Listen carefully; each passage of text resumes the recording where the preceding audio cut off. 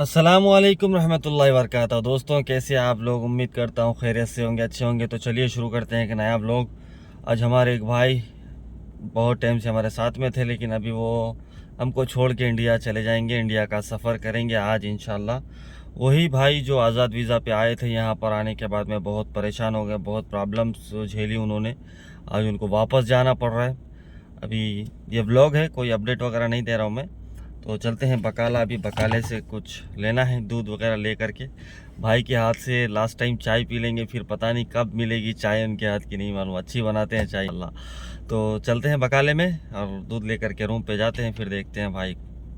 तो भैया दुकान से वापस आया मैं, एजाज भाई तो माशाल्लाह चाय बना के पिला दिए। अब थोड़ा रूम में से चले आ रहे, सुमसाम हो जाता रूम में हमारे।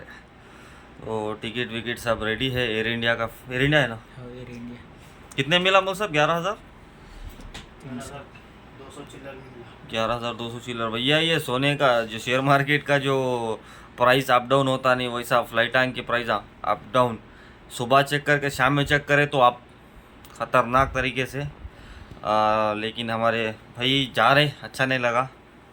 पहले बता दिया आपको, क्योंकि आज़ाद वीज़ा पे आए थे। आने के बाद क्या महसूस कर रहे तुम अभी? कुछ तो भी बोलना तुम पब्लिक के लिए, जो आज़ाद पे आना चाह रहे हैं उनके वास्ते। आज़ाद वीज़े पे नहीं आना। एक मिनट। तो भैया बोलो, कुछ तो भी बोलो। आज़ाद वीज़ा पे जो आना चाह रहे हैं उनके वास्ते वो खास। आज़ाद वीज़े पे आए तो हाथ में कुछ तो हुनर रहना। अपने यहाँ रिलेशनशिप वाले नज़दीक कोई तो रहना। 1-2 महीने नहीं मिले तो रख ली जैसा। अब तुम्हारा तकलीफ क्या हो रही? तकलीफ कुछ भी नहीं, काम नहीं मिला, 2 महीने वहाँ बैठ के है। हाँ। अभी हमारे गाँव के भांजे मौल साहब तो उनके पास था। के पास थे। यानी अपने पास रुके कुछ टाइम दूसरे जगह पे गुजारे, वहाँ पर भी काम की तलाशी करे, फिर कुछ टाइम अपने पास रुक के काम की तलाशी करे, काम नहीं मिला तो अब वो मजबूरन जो है वापस जाना पड़ रहा। मजबूरन किसको ख्वाहिश रहती भाई कि 2-3 लाख रुपए जो है नुकसान में डाल के अपने जो है वापस जाना, है ना? तो दुख हो रहा, लेकिन कुछ नहीं कर सकते, जाना तो पड़ता, क्योंकि काम नहीं मिल रहा। यहाँ पर भी रह के क्या करेंगे, खाली टाइम वेस्ट हो रहा। इंडिया में जाके कुछ कर ले तो मुल्क के सोच के भाई डिसाइड करके सीधा कफील को बोल दिया फाइनल एग्ज़िट मार दो। फाइनल एग्ज़िट पेपर भी मिल गया। लेकिन अब कितने दिन के बाद तुम बाहर जाने का सोचते? अब नहीं सोचते, अब बस होगा। कोई भी कंट्री नहीं जाते? कंट्री नहीं, बिल्कुल बिल्कुल। ऑटो लेके चला लिए हम, 200 रुपये क्यों नहीं बचते नहीं। इंशाल्लाह। सुन रहे भाई, 200 रुपये क्यों नहीं बचते? ऑटो लेके चला ले तुम ही। बोल के बोल रहे इनके ऊपर कर्जा है, 2-2.5 लाख रुपए कर्जा है मुमकिन। तो डर रहे नहीं, हिम्मत करे एक। अल्लाह इनकी हिम्मत को कामयाबी में बदले इंशाल्लाह। मैं तो ये दुआ कर रहा हूँ, आप लोग भी दुआ करो। और दुआ करो ख़ास करके भाई के रिज़्क़ में जो है बरकत हो, और जल्द से जल्द इनका जो भी कर्जा है वो मुकम्मल तरीके से फिर जाए इंशाल्लाह। बैग पैक हो गए, अब निकल रहे नो एयरपोर्ट के वास्ते। चलो। माशाल्लाह माशाल्लाह, मुतवा तैयार हो गए। और ये देखो, ये रेडी हो गए बैगा। 35 किलो लगेज दिया। यहाँ पर प्रॉब्लम किस चीज़ की टेंशन हो रही थी तुम्हारा? वो हैंड कैरी के बारे में टेंशन हो रहा था। हाँ हाँ, डाउट था, क्योंकि टिकट पे दिखाया नहीं वो, क्योंकि लगेज के साथ में प्लेस बोल के देता ना, प्लेस नहीं दिया तो थोड़ा कंफ्यूज हो गए थे। 35 किलो लगेज है, 2 मिला करके 35 किलो। और ये जो आप देख रहे हैं ये है हैंड बैग, और ये पिन्नी में कुछ खाने का सामान है। चलो खैर, चलते अभी भाई इंशाल्लाह। हाँ मिल लो भैया, इंडिया में पता नहीं कब मुलाकात होती क्या नहीं। चलो जाओ, अच्छा जाओ, सफर में दुआ करो। मुसाफिर सफर की दुआ करके निकल जाओ। खास तुम सफर करते हो, खास दुआ करो। मुसाफिर सफर, है आप, इंशाल्लाह सफर की दुआ कबूल होती। जाओ करो, क्या करते आप, आएंगे इंशाल्लाह इंडिया में, फिर मुलाकात होगी, नई जिंदगी सलामत इंशाल्लाह बिइज़्निल्लाह ताला। मिलिए, मिलेंगे कर ले, कब मुलाकात होती कि भाई से। भैया भाई का सफर अल्लाह आसान करे, आमीन लिख दो कमेंट में। ओके हिजाज भाई, चलो। Good bye Saudi Arabia. सऊदी अरब को क्या, कोई गल्फ कंट्री को मैं नहीं आऊँगा, पासपोर्ट ले जा करके फेंक दूंगा बोल के हमारे एजाज़ भाई जो हमारे साथ में 15 दिन से रुके हुए थे, वो एजाज़ भाई का कहना ये था कि मैं कभी अभी गल्फ कंट्री का नाम नहीं लूँगा, मैं इंडिया जा रहा हूँ, बस सही सलामत घर पहुँच जाऊँ। तो भैया ये हमारे एजाज़ भाई ने बोला था, क्योंकि तकलीफ़ हुआ है भाई को जाने के टाइम पे। इतना वो जब गाड़ी में बैठ रहे थे इतना रोए हैं भाई, इतना रोए हैं कि आप सोच नहीं सकते कि एक छोटा बच्चा जैसे रोता है इस तरह से। अल्लाह खैर करे, अल्लाह खैर करे।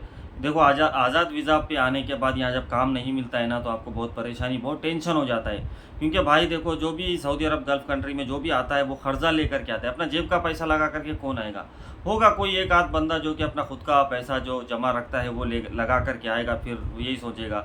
लेकिन बहुत सारे लोग ऐसे होते हैं कि कर्जा किसी और के पास ब्याज पे उठाते हैं कि हम सऊदी अरब जा कर के आपका पैसा दे देंगे। जो लोग देते हैं वो लोग भी यही सोच करके देते हैं कि हाँ ये सऊदी अरब जा रहा है तो कुछ ना कुछ कमा के दे देगा और उनको ब्याज भी मिल जाएगा, इस आस में जो है देते हैं। तो एजाज़ भाई जो है हमारे इसी तरह से किसी के पास से पैसा लिया हुआ है, 2-3 लोगों के पास से।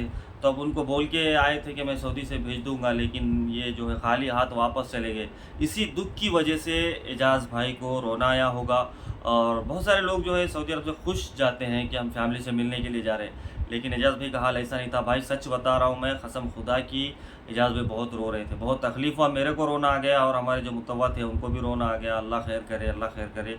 अल्लाह हमारे एजाज़ भाई की जो भी रिज़्क़ है, जो भी अभी वो मेहनत करेंगे इंडिया में, अल्लाह उसमें बहुत खैर बरकत अता करे और उनकी रिज़्क़ में बरकत अता करे, उनके घर में बरकत अता करे। भैया मैं मेरी तरफ से दुआ करूँगा। देखो कर्जा होता है भाई, लेते हैं। अब जो है जो भी कर्जा दिए हैं उनको प्यार मोहब्बत से जो है बोलना पड़ेगा, क्योंकि वो लोग भी एक आस में देते हैं कि भैया हमको पैसा आएगा और ये इतने टाइम में मुमकिन वापस कर देंगे। देखो मैं यूट्यूबर हूँ, यूट्यूब चलाता हूँ, यूट्यूब में वीडियोस डालता हूँ, लोगों के बारे में बताते रहता हूँ। मैं अपने खुद के बारे में भी आपको बताऊँगा कि भैया मेरे ऊपर भी तकरीबन 3-3.5 लाख रुपये कर्जा है।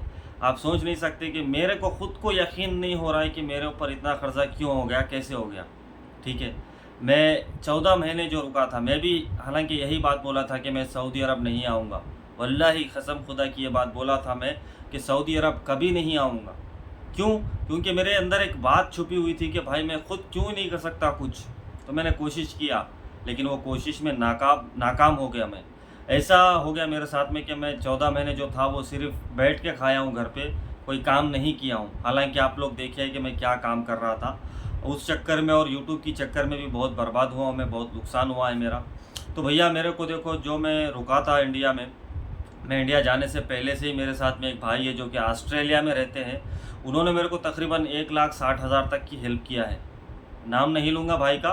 1,60,000 तक उनकी अमानत मेरे पास है, वो वापस करना है। अब वो कब वापस होगी नहीं पता, लेकिन मैं धीरे धीरे से, उन्होंने मेरे को इतनी इजाज़त दी है कि शाहिर भाई आप जो है महीने में जितने हो सकते हैं आपसे उतना आप जो है मेरे को वापस कर देना, EMI के जैसे। तो मैं उनको बोला इंशाल्लाह भाई वापस कर दूंगा।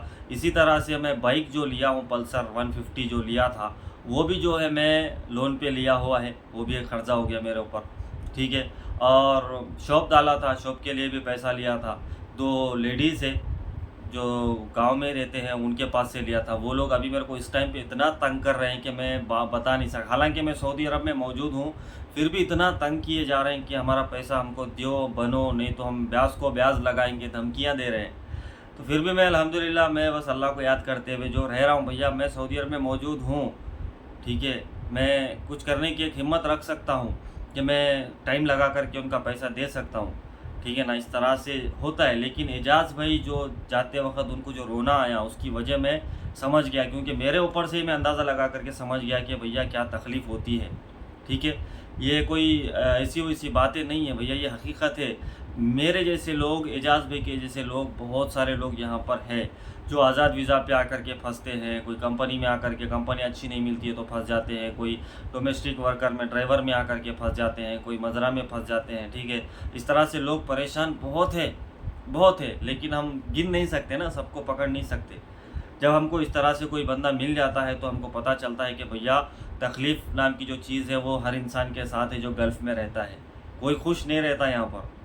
ठीक है, ये होता है माहौल यहाँ गल्फ़ में रहने वालों का। अब मैं हंसते हुए तो आपको बात कर रहा हूँ, लेकिन मेरे अंदर जो तकलीफ़ है ना, मैं आपको सुना नहीं सकता। मैं क्यों एजाज़ भाई की वीडियो में मैं अपना क्यों शेयर किया हूँ, क्योंकि भैया एजाज़ भाई जो तकलीफ़ से यहाँ से गए हैं वो तकलीफ़ में मैं भी हूँ। लेकिन मैं सऊदी अरब में मौजूद हूँ, मैं मंथली सैलरी उठा करके किसी तरह से इधर उधर से करके, ये दोस्त से वो दोस्त से लेकर के जो है मैं दे सकता हूँ। लेकिन जो इंडिया जाता है ना बंदा, इंडिया में कुछ काम पॉसिबल नहीं है। इम्पॉसिबल तो नहीं है, पॉसिबल कर सकते हैं मेहनत करेंगे तो, लेकिन उतना नहीं बचा पाएंगे जितना हम सऊदी अरब में या गल्फ़ की कोई कंट्री में कमा सकते हैं। ये हकीकत है ना, आप लोग बताना मेरे को कमेंट करके, ठीक है। बस मैं यही दुआ करूँगा कि अल्लाह एजाज़ भाई की कमाई में, घर में, रिज़्क़ में बरकत अता करे, और जो भी वो कर्ज़ा लिए हैं उनको अल्लाह सब्र दे ताकि वो सब्र से उनसे पैसा ले सके। भैया जिसका भी मैं कर्ज़ा देने वाला हूँ ना, जो भी लोग देख रहे हैं भैया थोड़ा सब्र कर लेना, क्योंकि सऊदी अरब में भी 2-3 लोगों के पास से मैं लिया हुआ हूँ, तो आप लोगों को भी मैं बहुत जल्द वापस करूँगा, लेकिन थोड़ा सा टाइम लगेगा। भैया एक सैलरी में मैं क्या कर सकता हूँ, एक सैलरी मेरी आएगी, एक सैलरी में मेरे को खाना भी है और घर पे बच्चे हैं, घर पे भी भेजना है और कर्ज़ा भी बनना है, ठीक है। इस तरह से मैनेज करना पड़ता है, इस तरह से मैनेज करते हुए चलना पड़ता है भाई। लाइफ इस तरह से होती है गल्फ़ में। अब जो कमाई करते हैं, जिसकी सैलरी बड़ी होती है, उनके खर्चे भी बड़े होते हैं। ऐसा नहीं है कि कोई बंदा 5,000 कमा रहा है तो 5,000 में उसको खर्चा नहीं रहेगा। 5,000 जितना 5,000 कमा रहा है उसको उतना ही खर्चा लगाएगा अल्लाह, क्योंकि ये निज़ाम अल्लाह की तरफ से होता है ना। रिज़्क़ मिन अल्लाह, और इज़्ज़त देने वाला अल्लाह, इज़्ज़त लेने वाला अल्लाह, सब कुछ अल्लाह की तरफ से है। अल्हम्दुलिल्लाह सुम्मा अल्हम्दुलिल्लाह। तो भैया इस वीडियो को यहीं एंड करेंगे, वरना आप लोग बोर हो जाओगे। फिर मिलते हैं आपके साथ इंशाल्लाह नेक्स्ट वीडियो में। ख्याल रखिएगा अपना। मां सलामा, अल्लाह हाफिज़, फ़ी अमान अल्लाह।